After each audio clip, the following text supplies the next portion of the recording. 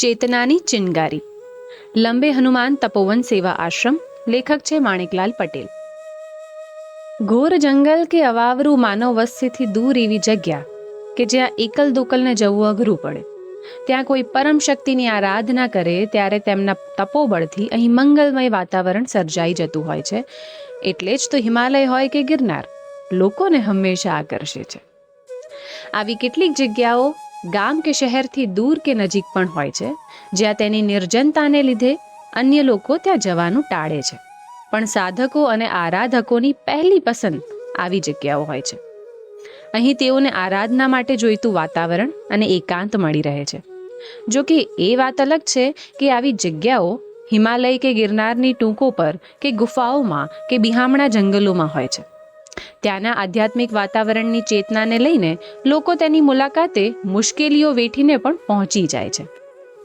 આવું જ એક ધાર્મિક સ્થાન અમદાવાદના પૂર્વ વિસ્તારમાં આવેલું છે. લંબે હનુમાન તપોવન સેવા આશ્રમ, કઠવાડામાં ટેબલી. આ આશ્રમનો ઇતિહાસ બહુ પૌરાણિક નથી, છતાંય સેવાભાવીઓ અને મુલાકાતીઓ માટે આસ્થાનું કેન્દ્ર બની રહેલ છે. 84ના વર્ષની આસપાસની વાત છે. કઠવાડાના ગૌચર જેવા જંગલ વિસ્તારમાં એક ઓરડીમાં પ્રાચીન હનુમાનજીનું જૂનું મંદિર હતું. અહીં બહારથી ભ્રમણ કરતા 50 જેટલા સાધુઓ આવેલા અને હનુમાનજીની દિવ્ય મૂર્તિ અને એકાંત જોઈ અહીં રોકાઈ ગયેલા. પરંતુ તેઓ વધુ સમય રહ્યા નહીં. અહીં શા માટે કોઈ વધારે સમય રોકાઈ ન શકતું, તે વાત પણ સમજવા જેવી અને વિચારણીય છે. એ પછી અમરદાસ બાપુ અહીં સેવા પૂજા કરતા હતા, જેઓએ આ આશ્રમ અને કઠવાડામાં રામજી મંદિરની સ્થાપના કરી હતી. કચ્છમાં 2001માં ભૂકંપ આવ્યો ત્યારે ત્યાં સેવા કરી ભ્રમણ કરતા એક સાધુ આ જંગલ વિસ્તારમાં આવેલા ટેબલીના હનુમાન મંદિરે એપ્રિલ માસમાં આવ્યા હતા. તેમનું નામ રોકડિયા બાપુ. તેઓના જણાવ્યા મુજબ અહીં એક જિન્નાત હતું જે હેરાન કરતું હતું. આથી આ સ્થળે કોઈ રોકાઈ શકતું નહોતું. વર્ષ 2001માં આ રોકડિયા બાપુને રાત્રે 2 વાગે એ મળેલું અને કહેલું, મને તમારામાં કંઈક દેખાય છે. હું આ ગામનો બ્રાહ્મણનો દીકરો છું અને જીન થયો છું. રોકડિયા બાપુના જણાવ્યા અનુસાર તેઓની સાથે 8 વર્ષ આ જિન્નાત રહેલું. આપણા કેટલાક શાસ્ત્રોમાં પણ અવગતિયા જીવોના કેટલાક ઉલ્લેખ જોવા મળે છે. જો કે અંધવિશ્વાસથી ન વિચારી જીવની ગતિનો વિચાર કરીએ અને એના ઉદ્ધાર માટે સમાજમાં થઈ રહેલા પ્રચલિત અને પરંપરાગત ઉપાયો વિશે વિચારીએ તો આવી વાતોને ભલે વૈજ્ઞાનિક સમર્થન ન મળે તોય લોકજીવનમાં એ સ્વીકૃતિ બનેલી હકીકત હોય છે એ માનવું રહ્યું.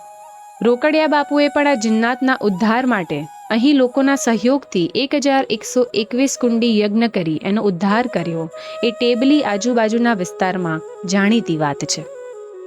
આ રોકડિયા બાપુ મૂળ અમરેલી જિલ્લાના ગારિયાધાર તાલુકાના મોટા ચારોડિયા ગામના વતની અને પટેલ પરિવારમાં જન્મ.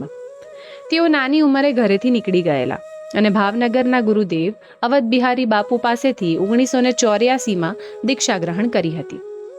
અહીં આવ્યા પછી તેઓએ લંબે હનુમાન તપોવન સેવા આશ્રમ ટ્રસ્ટ કઠવાડા ટેબલીની સ્થાપના કરી. આ ટ્રસ્ટના પ્રમુખ તેઓ પોતે છે, જ્યારે સેક્રેટરી તરીકે રામાયણી મહંત નિર્મોહી દાસજી માતાજી કાર્યરત છે. તેઓ 21 વર્ષથી અહીં છે. તેઓનું સાંસારિક નામ નીરુબેન છે. 6ઠ્ઠા ધોરણ સુધી તેઓ શાળા રતનપુર ગામે ભણેલા. તેમના જીવન વિશે જાણીને એ વાતની પ્રતીતિ જરૂર થાય છે કે શારીરિક રીતે દિવ્યાંગ વ્યક્તિ જો પ્રબળ ઈચ્છાશક્તિ ધરાવે તો અશક્યને પણ શક્ય બનાવી દે. માતાજીને ભાવનગર મહિલા કોલેજમાં પ્રોફેસરની નોકરી મળી હતી, પણ તેઓના જીવનનો ધ્યેય કુદરતે અલગ જ નિર્મિત કર્યો, તેથી તે ગયા નહીં. એને વિધાતાના લેખ માનો કે પૂર્વજન્મના સંસ્કાર, એમને તો સાદું જીવન જીવવું હતું. તે સમયે ગુજરાતના મુખ્ય પ્રધાન શ્રી ચિમનભાઈ હતા. 2.5 ફૂટની દીકરી આ સિદ્ધિ હાંસલ કરનાર પ્રથમ હોવાથી શ્રી ચિમનભાઈએ એમનું સન્માન કરેલું. આ માતાજીએ ધર્મ અને આધ્યાત્મ દ્વારા સેવાનો માર્ગ પસંદ કર્યો. તેઓએ સોશિયોલોજી સાથે ડબલ ગ્રેજ્યુએશન કરેલું છે. રામાયણની કથામાં તેઓ નારી ધર્મ વિશે જણાવી મહિલા જાગૃતિનું પણ કામ કરતા રહે છે.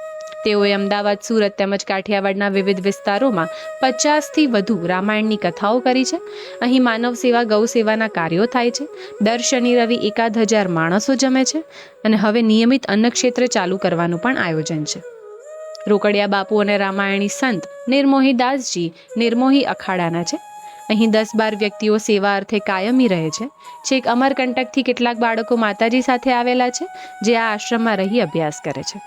ટેબલીની આ જગ્યામાં રમણીય અને પ્રાકૃતિક વાતાવરણ હોવાથી ધાર્મિક લોકોની અવરજવર રહે છે, તેમજ આસપાસ જંગલ જેવો વિસ્તાર હોવાથી સહેલાણીઓ અને અમદાવાદમાં રહેતા કેટલાક ગામોના સ્નેહ મિલન પણ અહીં યોજાતા રહે છે.